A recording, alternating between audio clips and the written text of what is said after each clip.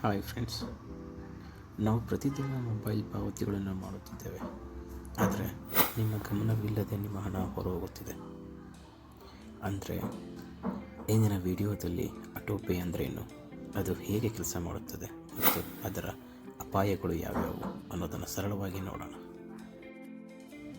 Autopay ಅಂದರೆ ನೀವು ಒಮ್ಮೆ ಮಾತ್ರ ಅನುಮತಿ ನೀಡಿದ ನಂತರ ಆ ಸೇವೆಗೆ ಹಣವು ಸ್ವಯಂಚಾಲಿತವಾಗಿ ಕಡಿತವಾಗಿರುತ್ತದೆ. ಪ್ರತಿ ಬಾರಿ ಪಾವತಿ ಮಾಡಲು ನೀವು ಕನ್ಫರ್ಮ್ ಮಾಡಬೇಕಾಗಿಲ್ಲ. ಪ್ರತಿ ತಿಂಗಳು ಅಥವಾ ನಿರ್ಧರಿಸಿದ ದಿನಾಂಕದಲ್ಲಿ ನಿಮ್ಮ ಖಾತೆಯಿಂದ ಹಣವು ಸ್ವಯಂವಾಗಿ ಕಟ್ ಆಗುತ್ತದೆ.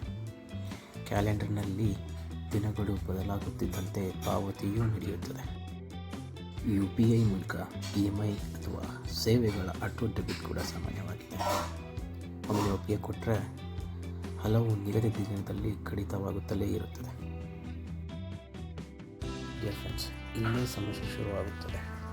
ಆಟೋಪೇ ಆನ್ ಇದ್ದಿದ್ದು ಮರೆತು ಹೋಗಿದ್ರೆ ಸೇವೆ ಬಳಸದೇ ಇದ್ದರೂ ಹಣ ಕಡಿತವಾಗುತ್ತಿರುತ್ತದೆ.